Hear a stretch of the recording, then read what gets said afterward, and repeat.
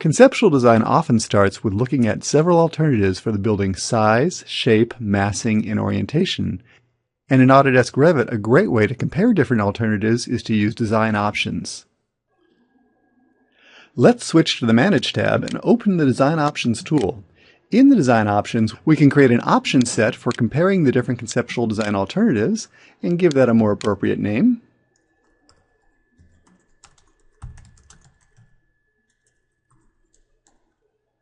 Then within that option set, let's set up several different options for comparing different designs.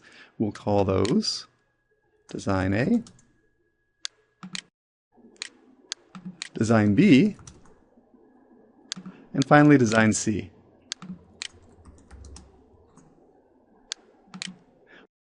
With this framework set up for comparing the design alternatives, we can now turn our attention to modeling the massing and shape of the different options we want to consider at this conceptual design stage. Conceptual massing is a great way to compare conceptual design alternatives because you can quickly create models with different massing, size, and shape and compare them to find the best alternative. To create conceptual masses, you have several different options. In Revit, you can go to the Component tool and choose Model in Place if you'd like to create a mass just within this project. But a better approach is to create a conceptual mass family, and the advantage is that with conceptual mass families, you can add parameters to quickly change the size and shape dynamically and test options very quickly. To create a conceptual mass family, you can go to the Revit menu and choose a new conceptual mass, or if you prefer, you can use Project Vasari. It has many of the same capabilities available in that application too. Choose the mass template, say OK, and we'll open the conceptual massing environment where we can create our new mass family. The conceptual mass editing environment is very similar to the project environment, but the background is shaded gray to let you know you're working with a special tool. The techniques you use for creating masses in the mass editing environment are very similar to the ones you use when creating in-place components. We can draw profiles on a work plane and then extrude, blend, sweep, or rotate them to create different forms. Choose the Rectangle Drawing tool, then select that we'll be drawing on the work plane. If we move down into the drawing area, we can use the intersection of the two reference planes as the point of origin for our profile. The advantage of doing that is that it'll serve as a point of reference when placing the mass family in our project. We'll draw the profile and complete it. Then we can go through and select the profile and choose to create a solid form from the Create Form tool. The form is created, and we can now start deforming and reshaping it to meet our needs. For example, one thing we can do is start to push and pull on the form using the arrows when we select a surface to go through and change the shape of the form. We can choose any of the surfaces and push and pull to make things wider or narrower. We can also choose surfaces and use the temporary dimensions to precisely control the location of the different surfaces. You can not only move the surfaces, you could also move the edges. So for example, if I choose the rear edge of the top surface and push or pull it, we can deform the form in that way. To create a more complex form, we could add additional solid forms or void forms to continue changing the shape of the mass. For example, we can choose the Rectangle tool and this time instead choose to draw on the face of one of the surfaces, then draw a rectangle on the front face. We'll choose that rectangular profile and create a solid form, then pull that out to create an extension to that face. If you'd like to carve away part of the mass, you can use a void form. Let's choose the Circle Drawing tool. Again, we'll choose to draw on the face, and this time we'll draw on the upper surface. We'll get right on the corner, then pull on out to create a circular profile. Then we'll choose that profile and choose Void Form using the Create Form tool. This time we're given a choice to create either an extruded form or a rotated form. We'll choose the extruded form. Then Complete. to carve away that corner of the conceptual mass. If we want to change the shape of that void form to carve away more or less of the conceptual mass, we can choose the void, then either adjust the temporary dimensions or choose one of the surfaces, and push and pull to adjust the void form. When we complete, the form will be adjusted as desired. Let's save this conceptual design family. Let's save this conceptual mass family.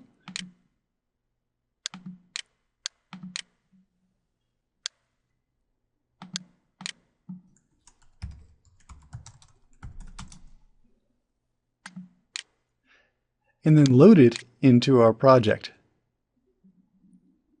By default, masses are hidden in Revit projects. This warning is telling us that masses will be shown so that we can see the results of our work. Let's close that. Then we'll switch over to one of the design options, Design A, and we'll choose to place this mass object on the work plane. We'll bring it in, place it, right about here. Then let's look at it in the 3D view. We've placed our conceptual mass family for design option A. We can now create additional conceptual masses and place them as design options B and C, so we have several different alternatives to compare.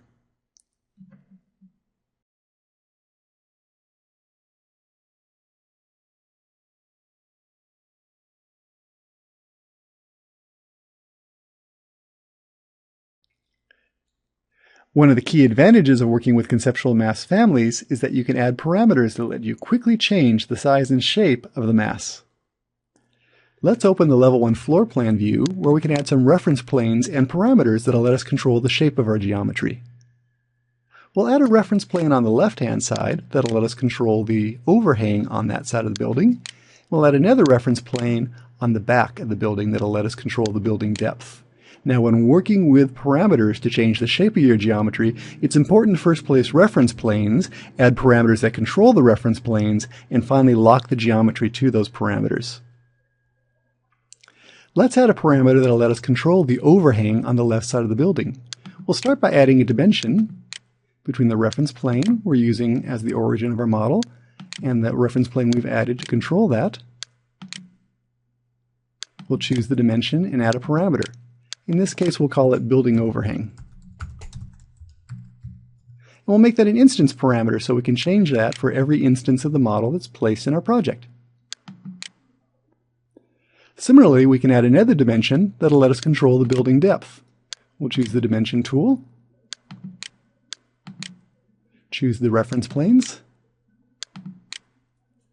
then choose the dimension and assign a parameter to that, calling it building depth. Again, this will be an instance parameter.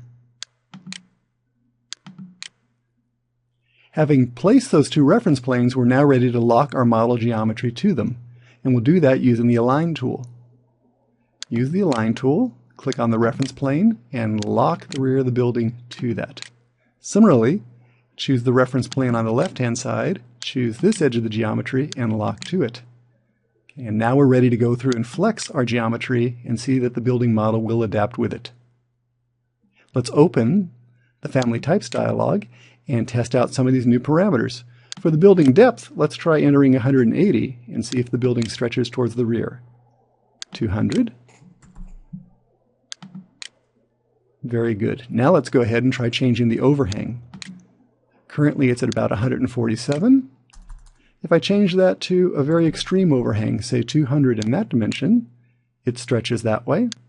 If I give it a much smaller number like 120, it pulls back. So we now have a parametric model that we can place in our project and quickly vary by changing its parameters. Parametrically controlled conceptual masses give you the ability to quickly test many different options. For example, let me open a parametric family which is a little more complicated. In this case, it's something that's representing a twisting tower. And if we look at the parameters that are available in this mass family, you'll see that we have an awful lot of control to test different options. For example, in this family, we can change the size of the building top, the building base, the height of the building, as well as the twist on the building. And let's see what that could actually look like. For example, if we want to change the building height, Let's change it to a 300 instead. If we want to change the building base so it flares out more like a pyramid, we can change it in a single direction, okay, or in both directions. We could also go ahead and change the building top to make it much more like a pyramid, and even change the degree of twist. For example, maybe 80 degrees as opposed to 45 degrees. And let's make this twist more visible by changing the dimensions of the top and bottom to a more rectangular shape where the change will be a little more apparent. We'll make that 100 by, say, 40, and at the bottom make that 100 by 40 also. So as you can see, conceptual mass families give you great flexibility to quickly test different options.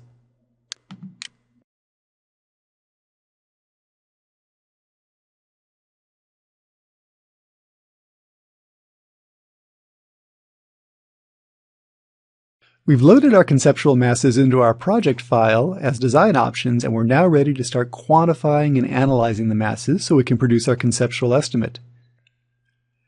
We'll use Revit's Mass Floors tool to break our conceptual masses into individual floor levels and then report the area, volume, and perimeter of each of those floors to build our conceptual estimate. Start by selecting the conceptual mass, then choose the Mass Floors tool.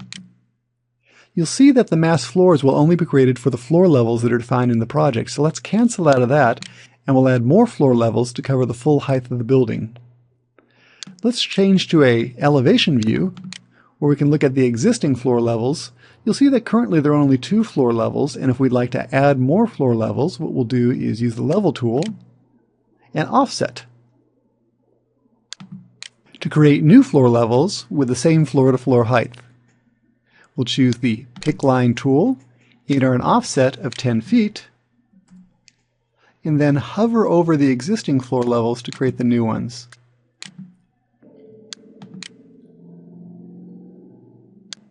We could also use the Array tool to create many floor levels with a uniform spacing very quickly.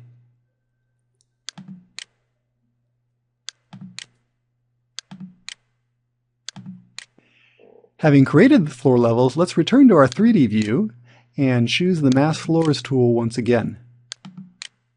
Now you'll see that all the floor levels are available for creating mass floors, so let's choose them. Then we'll say OK to create the mass floors, and you'll see that the mass is divided up into a series of plates representing each of the different floor levels.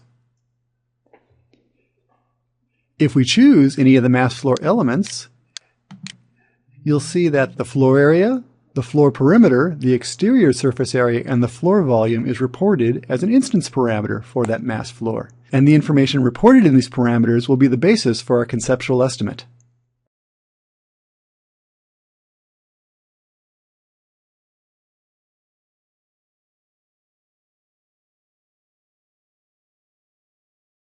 To summarize the information about all of the mass floors in a convenient form, let's create a new schedule. Switch to the View tab. Let's create a schedule. And the category we'll be scheduling is Mass Floors.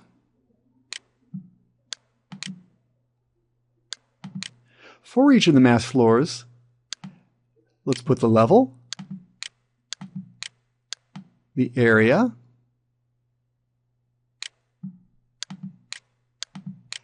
as well as the volume. To make the schedule a little easier to read, let's sort based on the level. We can add a grand total line to sum up the areas, then we'll switch to the Formatting tab and actually choose the floor area and say that we want to calculate a total on that. Let's make that right aligned. We'll say OK and take a look at the schedule. In the mass floor schedule, you can easily see the variation in the floor area for each of the different floor levels. And we'll be using these floor areas to compute a simple conceptual estimate by applying a dollars per square foot to each of the floor levels.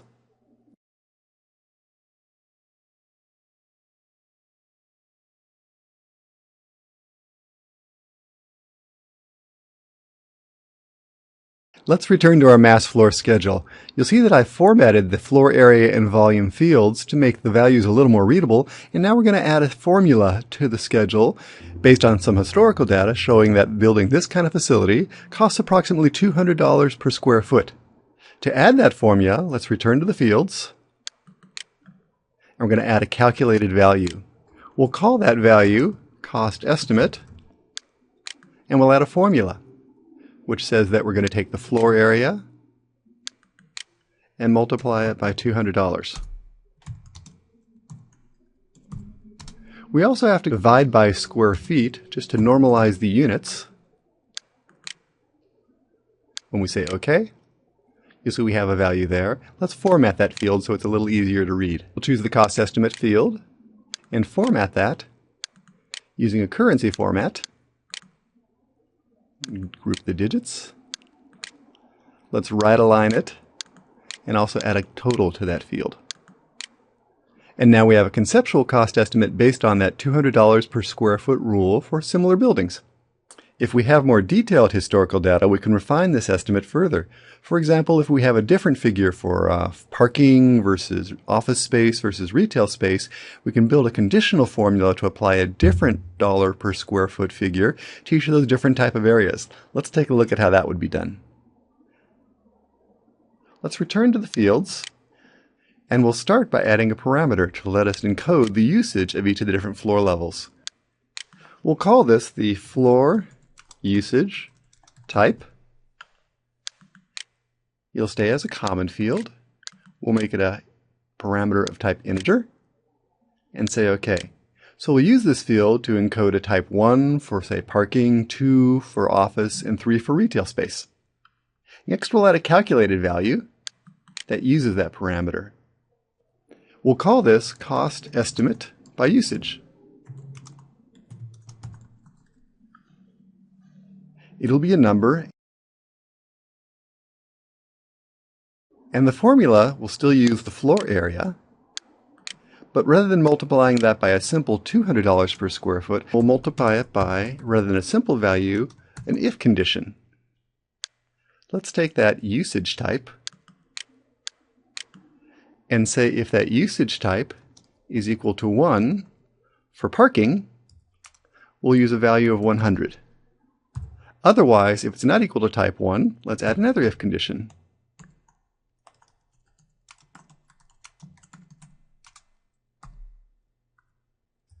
And if it's not equal to type 2, let's check to see if it's equal to type 3.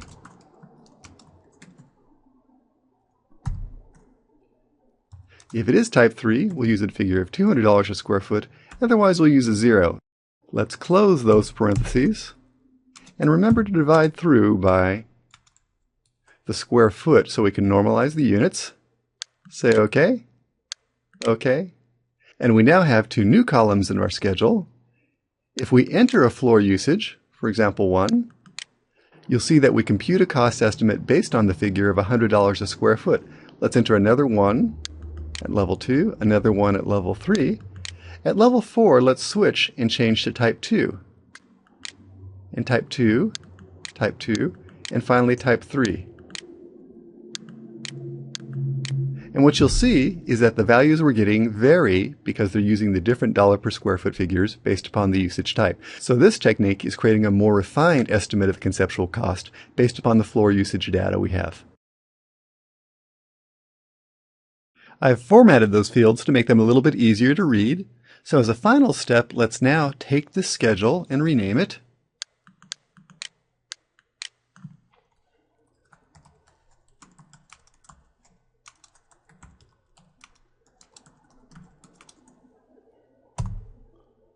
Then we can associate this schedule with a specific design option.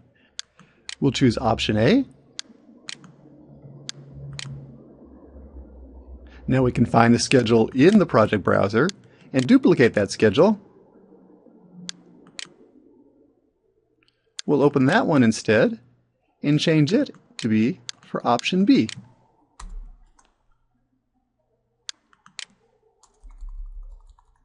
To switch it to option B, we'll again choose the visibility graphics and adjust the design options setting to point to option B instead. You'll see we have the data from the other conceptual mass that we're considering reported in the cost estimate, so we can compare the two.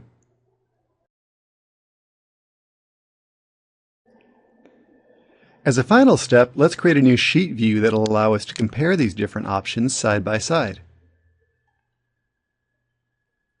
We'll create a new sheet using the standard title block. Let's start by putting 3D views of the different design options on the sheet by dragging them in side by side so we can compare them. Then we can also drag in the cost estimates to compare them side by side too. We'll place that one under option A and that one under option B. Now if we zoom in on option B, you'll see that a very nice feature about using the conceptual masses to go through and do the estimate is that we can choose this view and activate it. Select the conceptual mass, and then change its parameters. So for example, if we want to quickly test what the effect would be of changing the building depth, we could do that. We'll see the revision to the 3D view, but we'll also see the revision automatically updated in the conceptual estimate. So we get very quick feedback and can test different options and get the feedback we need to make better design decisions.